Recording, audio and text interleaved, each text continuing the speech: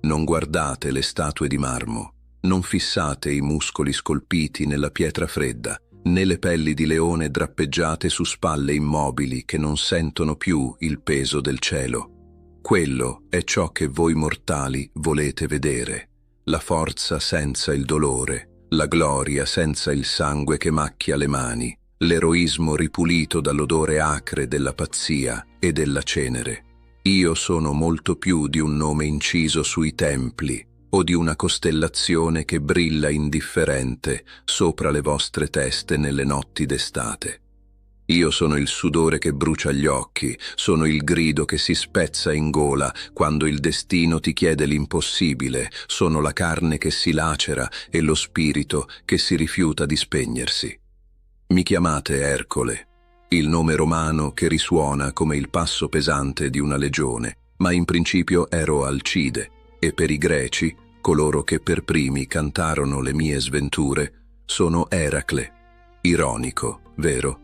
Eracle, la gloria di Era, portare nel proprio nome il sigillo della dea che ha giurato la mia distruzione fin da prima che il mio primo vagito rompesse il silenzio di Tebe. Sono colui che ha camminato tra gli uomini e gli dei, troppo divino per morire come un uomo, troppo umano per vivere senza soffrire come un dio. E oggi, attraverso il velo del tempo, la mia voce giunge a voi, potente come il tuono di mio padre, ma stanca, infinitamente stanca. Vi do il benvenuto, o viandanti delle ere, qui dove le ombre del passato si allungano per toccare il presente. Siete approdati nel santuario di Sussurri dal mito, l'unico luogo dove le leggende non sono favole per bambini, ma cronache vive di passione e terrore. Prima che io vi trascini nell'abisso della mia storia, prima che vi mostri cosa significa veramente essere figli di Zeus e vittime del fato, vi chiedo un solo tributo. Non richiedo tori sacrificali né libagioni di vino scuro. Vi chiedo di unirvi a questa schiera di ascoltatori. Iscrivetevi ora al canale Sussurri dal mito. Fatelo adesso, mentre la calma precede la tempesta, perché una volta che avrò iniziato a narrare, non ci sarà spazio per altro che per il battito accelerato del vostro cuore. Unitevi a noi e lasciate che i miti tornino a respirare attraverso le vostre orecchie. Ora, lasciate che il buio cali su di noi. Dimenticate il mondo che conoscete. Torniamo indietro, a un tempo in cui la terra era giovane e selvaggia, e gli dei camminavano tra i mortali, seminando vita e discordia con la stessa noncuranza con cui si getta un sasso in uno stagno. La mia storia non inizia con me, inizia come tutte le tragedie greche, con il desiderio di un dio e l'inganno. Mio padre, Zeus, il re dell'Olimpo, non conosceva limiti ai suoi appetiti. Egli vide mia madre, Alcmena, la più bella e virtuosa delle donne mortali, nipote di Perseo. Lei non era una donna facile da conquistare. La sua fedeltà al marito Anfitrione, che era in guerra per vendicare i fratelli di lei, era una fortezza inespugnabile. Ma cosa sono le mura della fedeltà umana contro l'astuzia di chi governa le nubi? Zeus attese che la guerra finisse, attese il momento in cui il desiderio di Alcmena per il ritorno del marito fosse al culmine.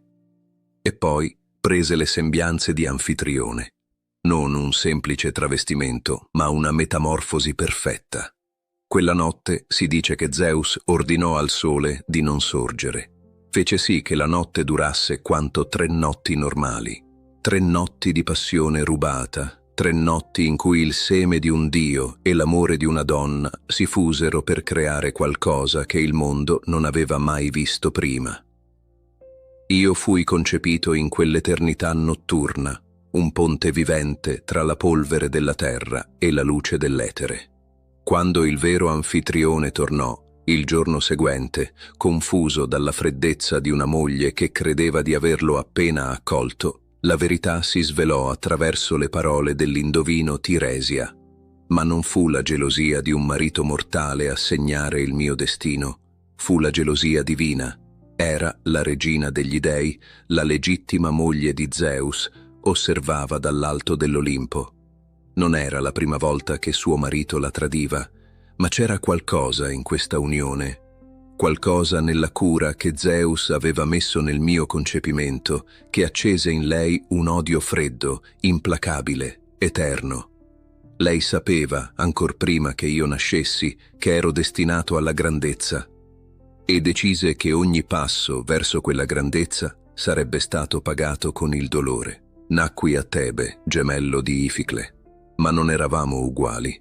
Ificle era figlio di Anfitrione, un mortale, sangue di uomo, fragile e destinato a una vita comune. Io ero figlio di Zeus. Condividevamo lo stesso ventre, ma appartenevamo a mondi diversi. La mia nascita fu ritardata dall'inganno di Era, che costrinse Ilizia, la dea delle partorienti, a sedere a gambe incrociate e mani strette, bloccando il mio arrivo per permettere a Euristeo, mio cugino, di nascere prima di me e reclamare il trono che Zeus aveva promesso alla sua stirpe. Ah, la politica degli dei. Già nel ventre materno ero una pedina. Quando finalmente venni alla luce, non piansi come fanno i neonati che temono l'aria fredda. I miei occhi si aprirono spalancati, scuri, già colmi di una consapevolezza antica. Ero grosso, robusto, con membra che sembravano già pronte alla lotta. Alcmena, mia madre, mi amava con il terrore negli occhi. Sapeva di chi ero figlio. Tentò persino di abbandonarmi in un campo, temendo l'ira di Era, ma il destino, o forse Atena, la mia sorellastra e protettrice, intervenne. Si narra che Era stessa, ingannata, mi allattò mentre dormiva. Il mio morso al suo seno divino fu così forte, così avido della forza che mi spettava, che lei si svegliò urlando e mi scagliò via. Il latte che sprizzò nel cielo formò la Via Lattea. Vedete? Anche le stelle che ammirate sono nate dalla mia fame e dal rifiuto che ho subito. Quel latte mi rese invulnerabile, mi diede la forza che avrebbe sostenuto il mondo, ma mi diede anche il sapore amaro dell'immortalità rifiutata. Ma l'infanzia? L'infanzia finì veramente una notte, quando avevo solo 8 mesi. La culla era di bronzo, uno scudo rovesciato, un letto da guerriero per 2 bambini. Dormivo accanto a Ificle. La stanza era immersa nella penombra. I carboni nel braciere erano ormai spenti. Il silenzio di Tebe era assoluto. Poi un suono, un fruscio secco, come foglie morte trascinate sulla pietra. Scaglie. Era non poteva aspettare che crescessi. Aveva inviato 2 serpenti, enormi, neri come l'abisso del Tartaro, con occhi che brillavano di un fuoco malevolo e veleno che gocciolava dalle zanne ricurve. Strisciarono verso la culla, emissari di morte silenziosa. Ificle si svegliò. Il suo urlo lacerò la notte, un pianto di puro terrore, il richiamo istintivo di chi sa di essere preda. Anfitrione e Alcmena si precipitarono nella stanza con le torce, le spade sguainate, il cuore in gola. Ma non c'era bisogno di spade. Ciò che videro li congelò sulla soglia. Io non piangevo. Ero seduto nella culla, con un sorriso che non apparteneva a un bambino, un sorriso che sfidava la morte stessa. In ogni piccola mano grassoccia stringevo il collo di un serpente. Sentivo i muscoli dei rettili contrarsi, dimenarsi, cercare di avvolgermi nelle loro spire soffocanti. Ma la mia presa era d'acciaio. Sentivo la vita pulsare sotto le mie dita e sentivo il potere scorrere nelle mie vene, un fiume in piena che rispondeva alla minaccia con una violenza assoluta. Risi mentre stringevo e continuai a stringere finché le code non smisero di frustare l'aria, finché gli occhi gialli dei mostri non si velarono, finché le ossa non scricchiolarono e si spezzarono. Quando i miei genitori arrivarono alla culla, io porsi loro i mostri morti, come se fossero giocattoli rotti, trofei della mia prima vittoria. Alcmena svenne. Anfitrione mi guardò e per la prima volta vidi nei suoi occhi non l'amore di un padre, ma la paura. la paura di chi si rende conto di aver allevato un leone nella tana delle pecore. Crebbi con quella consapevolezza. Ero diverso, ero troppo forte, troppo veloce, troppo affamato, troppo collerico. Anfitrione, uomo saggio, capì che non poteva educarmi come un normale principe. Mi diede i migliori maestri della Grecia. Castore mi insegnò a maneggiare la spada, a parare i colpi, a muovermi nel vortice della battaglia come una danza letale. Autolico, il nonno di Ulisse, mi insegnò l'arte della lotta, come usare il peso dell'avversario contro di lui, come spezzare un braccio con una torsione minima. Eurito, il re degli arcieri, mi mise in mano l'arco, insegnandomi a vedere il bersaglio non con gli occhi, ma con la mente. Imparavo in fretta, con una facilità che spaventava i miei tutori. La lancia diventava un prolungamento del mio braccio, la spada un pensiero che tagliava l'aria. Ma c'era un'arte che non riuscivo a dominare, la pazienza. La musica, dicevano, calma le bestie feroci. Lino, fratello del mitico Orfeo, fu incaricato di insegnarmi a suonare la lira. Volevano ingentilire il mio animo, smussare gli spigoli vivi della mia natura selvaggia con l'armonia delle corde, ma le mie dita erano fatte per stritolare, non per pizzicare delicatamente. Rompevo le corde, stonavo, la mia frustrazione cresceva come una marea montante. Un giorno Lino commise l'errore di rimproverarmi, forse con troppa asprezza, forse colpendomi con una verga per correggere la mia postura. In un istante il mondo divenne rosso. Non pensai, non decisi, reagii. La lira, lo strumento che avrebbe dovuto portare pace, divenne un'arma nelle mie mani. Colpii Lino alla testa, un solo colpo. Il suono del legno e dell'osso che si rompevano risuonò nella stanza come un accordo dissonante e finale. Il maestro cadde morto ai miei piedi. Avevo ucciso. Non un mostro, non un serpente inviato da una dea, ma un uomo che cercava solo di insegnarmi. Fui processato, certo, ma invocai la legge di Radamanto che permetteva la legittima difesa, sebbene la mia difesa fosse stata sproporzionata come tutto il resto della mia esistenza. Fui assolto, ma Anfitrione capì che la città non era un luogo sicuro per me, né io ero sicuro per la città. Mi mandò via, sui monti del Citerone, tra i pastori, a guardare le greggi. Sperava che la natura, la solitudine, la vita dura e semplice potessero calmarmi. Lì, tra le rocce e il vento, divenni uomo. La mia stazza raddoppiò. A 18 anni ero un colosso, capace di sradicare alberi e uccidere leoni a mani nude, come feci con il leone del Citerone, la cui pelle divenne il mio primo vestito, la cui testa il mio elmo. Ma l'isolamento non spense il fuoco dentro di me. Lo concentrò. Sentivo che il mondo mi chiamava, che il sangue di Zeus bolliva chiedendo azione, gloria, sfida. Non sapevo ancora che la gloria è solo un'altra parola per indicare la sofferenza spettacolare. Non sapevo che Era mi osservava ancora, attendendo il momento perfetto per colpire non il mio corpo, che era indistruttibile, ma la mia mente, il mio cuore. Ero giovane, ero invincibile ed ero completamente cieco di fronte all'orrore che il destino stava tessendo per me. Credevo di essere il padrone della mia forza, ignorando che la forza senza controllo è solo una maledizione in attesa di compiersi. E la mia maledizione stava per iniziare davvero. E quella maledizione non arrivò con tuoni o fulmini, né con mostri che emergevano dagli abissi della terra. Arrivò con il silenzio, con un velo sottile che calò sui miei occhi mentre mi trovavo a Tebe, circondato dall'amore che credevo fosse il mio scudo. Megara, la mia sposa, e i nostri figli, i piccoli Terimachos, Creontiades e Deicun, erano la mia ancora, la prova che un semidio potesse conoscere la pace mortale. Ma Era, la regina dell'Olimpo, non dimentica mai. Mandò Lissa, la follia, non per combattermi, ma per sussurrarmi all'orecchio. E d'improvviso, la sala del trono non fu più la mia casa. Le pareti si sciolsero in ombre minacciose e i volti sorridenti dei miei figli si trasformarono. Non vedevo più la carne del mio sangue. Vedevo i nemici, i tiranni, i mostri che avevo giurato di distruggere.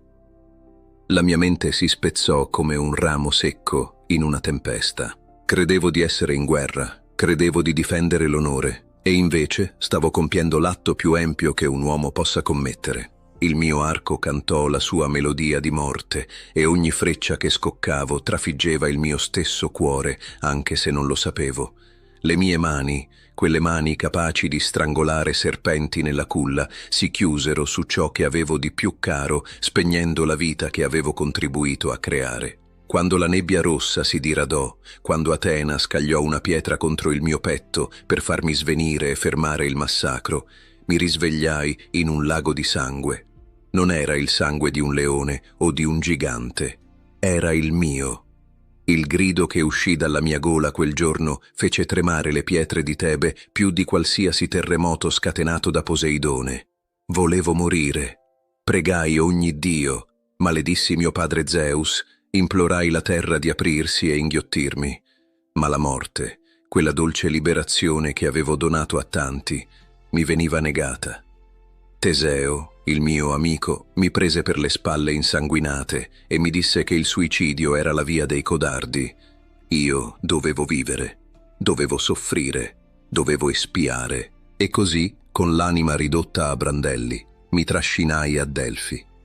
L'oracolo, con la voce roca dai fumi sacri, pronunciò la sentenza che avrebbe definito il resto della mia esistenza mortale. Non sarei più stato solo Alcide. Sarei stato Eracle, la gloria di Era.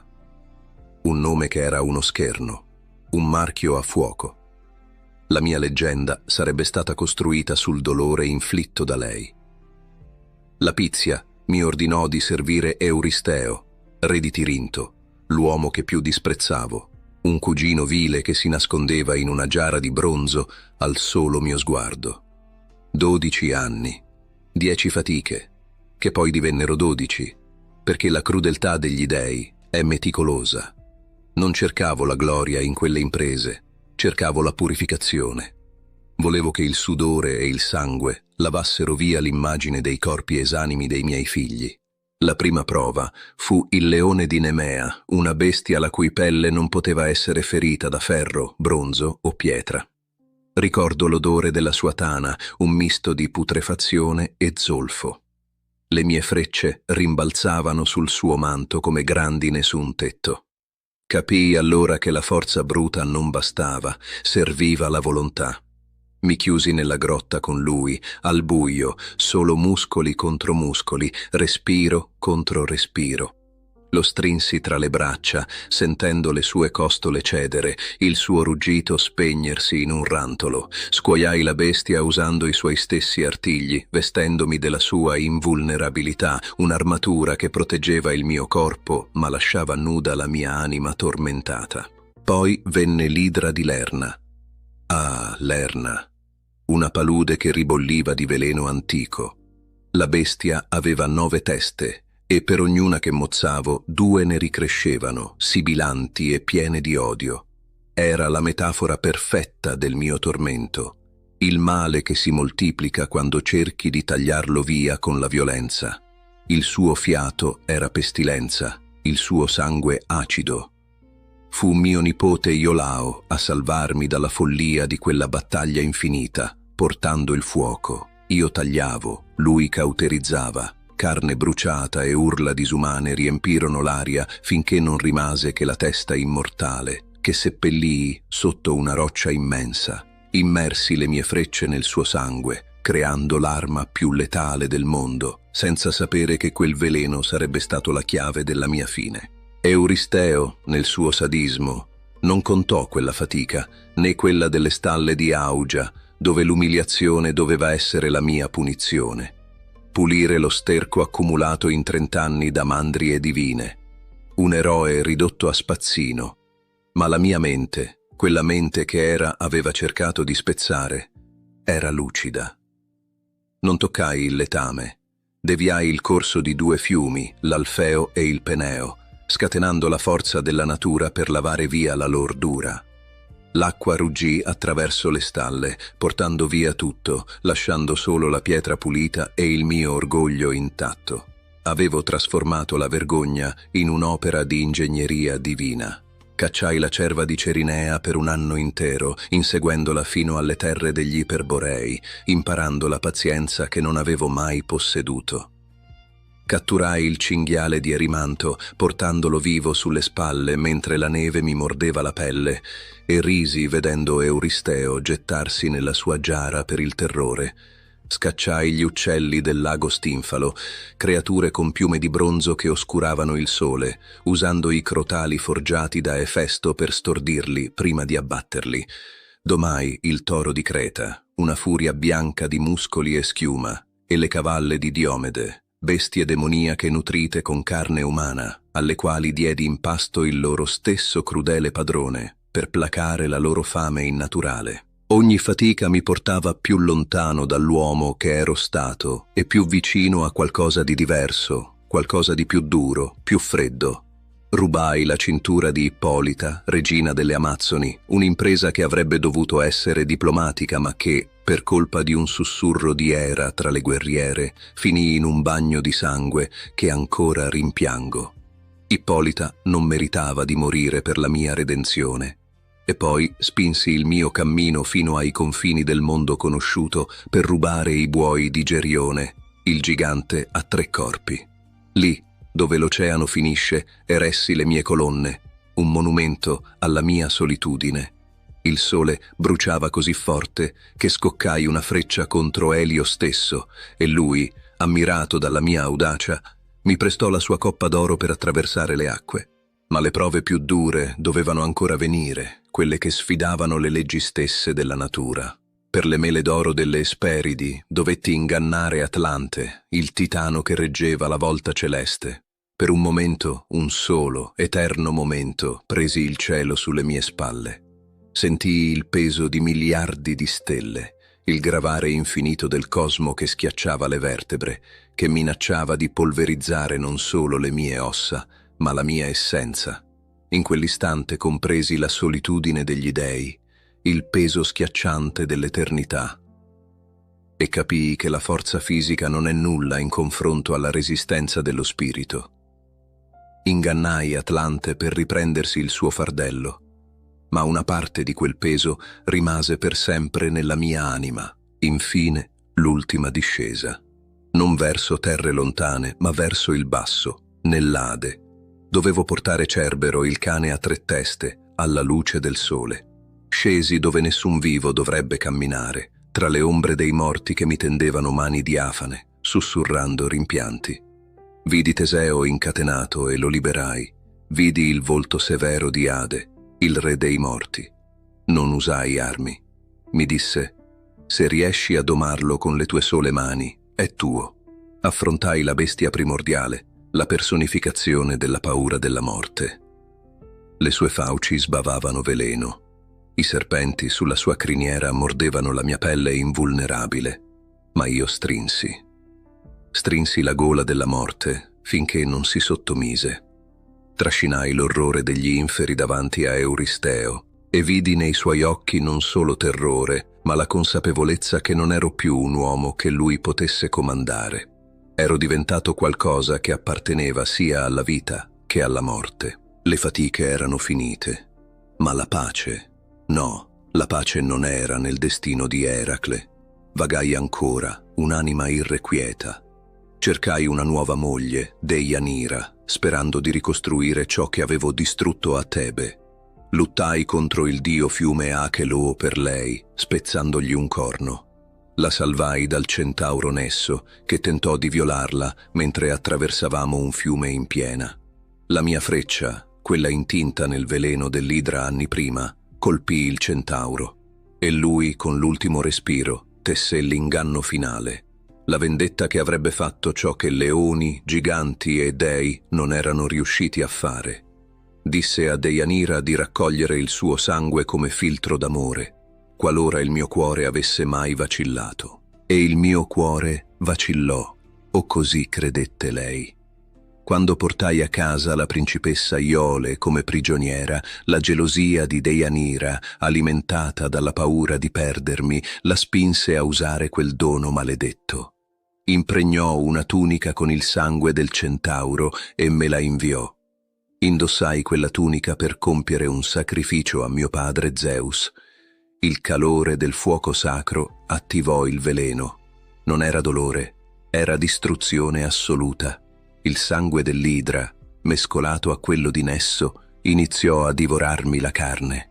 La tunica si incollò alla mia pelle. Provai a strapparla via, ma con essa strappavo i miei muscoli, i miei tendini, esponendo le ossa all'aria. Urlavo e le mie urla facevano tacere gli uccelli e fuggire le fiere.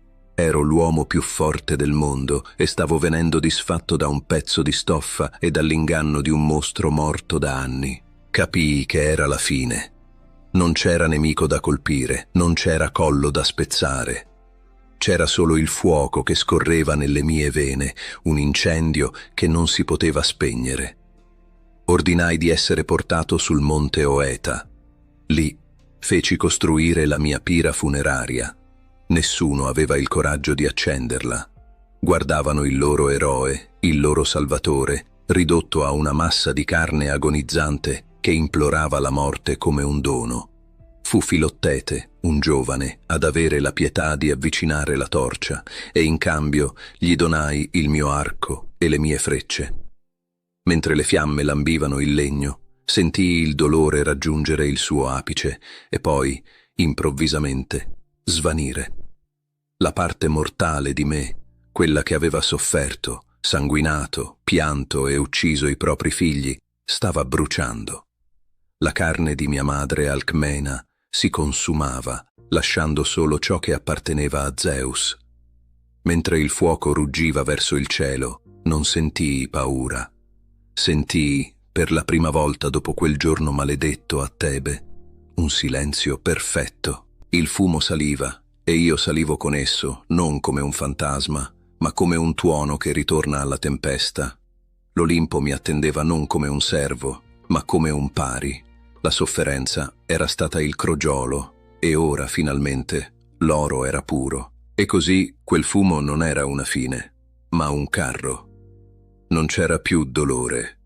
Il crepitio della pira divenne un canto, un ruggito sordo che sovrastava il pianto dei miei compagni lasciati a terra. Sentivo il calore, ma non bruciava più.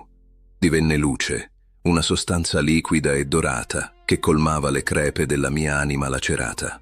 Guardai in basso e vidi il mio corpo mortale, quel guscio di cicatrici e muscoli che aveva trascinato il peso del cielo, ridursi in cenere grigia. Era piccolo, insignificante visto dall'alto. Era la crisalide di un insetto che aveva terminato la sua metamorfosi. Io, il vero Ercole, mi stavo espandendo, riempiendo l'etere, diventando vasto come l'orizzonte. L'aria si fece rarefatta, fredda e pura, e il profumo della carne bruciata fu sostituito da quello dell'ambrosia e dell'ozono. Il tuono non era solo un suono, era la voce di mio padre che rideva, un rombo di benvenuto che scuoteva le fondamenta stesse del firmamento. L'ascesa fu rapida, violenta, gloriosa. Attraversai le nubi come una freccia scoccata da un arco divino, lasciandomi alle spalle la Grecia, le sue montagne aguzze, i suoi mari color del vino, le sue città che avevo difeso e talvolta distrutto. Tutto divenne una mappa sbiadita, un ricordo lontano di fatiche e sudore, e poi il silenzio, un silenzio assoluto, cristallino, che regnava oltre la volta celeste. Ero arrivato. Le porte dell'Olimpo non erano di bronzo o d'oro, ma di luce pura, e si aprirono al mio passaggio non con un cigolio, ma con un respiro. Entrai, e per la prima volta in tutta la mia esistenza non dovetti flettere i muscoli per sostenermi. La gravità non aveva presa su di me. Camminavo sul marmo bianco che non conosceva polvere, tra colonne che non sorreggevano tetti, ma il cielo stesso. Erano lì, tutti loro, gli immortali. Vidi Apollo, che tante volte mi aveva guidato e ostacolato, con la sua lira ora silenziosa, un sorriso enigmatico sulle labbra perfette. Vidi Ares, il dio della guerra che avevo umiliato in battaglia, guardarmi non con odio, ma con un rispetto riluttante, il rispetto che un guerriero deve a chi lo ha superato. Vidi Atena, la mia saggia sorella, colei che mi aveva sussurrato consigli quando la forza bruta non bastava. I suoi occhi grigi brillavano di orgoglio, come se l'opera che aveva contribuito a scolpire fosse finalmente completa. E al centro, seduto sul trono che governa il cosmo, c'era Zeus, il re degli dei, mio padre. Non disse una parola, non serviva. Il suo sguardo era un decreto. Il figlio è tornato, il lavoro è compiuto. Ma il momento più difficile, la vera ultima fatica, non era affrontare Zeus, era lei, era la regina dell'Olimpo, colei che aveva mandato i serpenti nella mia culla quando non ero che un neonato, colei che aveva avvelenato la mia mente, spingendomi a massacrare la mia stessa carne e il mio stesso sangue in quel delirio di Tebe che ancora macchiava i miei sogni. Mi voltai verso di lei. Il silenzio nella sala del trono si fece pesante, denso come piombo. Gli altri dei trattennero il respiro. Cosa avrebbe fatto la matrigna implacabile? Avrebbe scatenato un'altra tempesta? Avrebbe preteso la mia cacciata? La guardai negli occhi e non vidi più il mostro che mi aveva perseguitato. Vidi una dea e lei vide me. Non vide il bastardo di Alcmena, il frutto del tradimento di suo marito. Vide la gloria di Era, perché questo significa il mio nome, Eracles, la gloria di Era. Senza il suo odio, senza le prove che mi aveva costretto ad affrontare, sarei rimasto un semplice re di Tirinto, un mortale forte, ma dimenticabile. Il suo odio era stato la forgia, il martello che aveva battuto il ferro della mia anima finché non era diventato indistruttibile. In quel momento compresi il paradosso della mia vita. La mia più grande nemica era stata la mia più grande artefice. Era chinò leggermente il capo, un gesto impercettibile, ma che valeva più di 1000 scuse. La guerra era finita. La pace, una pace che non avevo mai conosciuto sulla terra, scese su di me come un mantello fresco. E come suggello di questa pace mi fu concesso il dono supremo. Non solo l'immortalità, ma la giovinezza eterna. Ebe, la coppiera degli dei, la dea della gioventù floridissima, mi venne incontro. Lei, che non aveva mai conosciuto la fatica, la polvere, il sangue. Lei era la mia ricompensa. Prendendo la sua mano, sentii le callosità delle mie mani svanire, le vecchie ferite chiudersi per sempre, il ricordo del dolore fisico diventare un'eco lontana. Sposare Ebe significava sposare l'eternità stessa, significava che il tempo non avrebbe più eroso le mie ossa. Io, che avevo passato la vita a combattere contro la morte, ora mi univo alla vita inestinguibile. Ma anche qui, tra i banchetti di nettare e le risate degli dei, io rimango ciò che sono. Spesso mi ritrovo ai bordi dell'Olimpo, a guardare giù, verso il mondo caotico e buio degli uomini. Li vedo.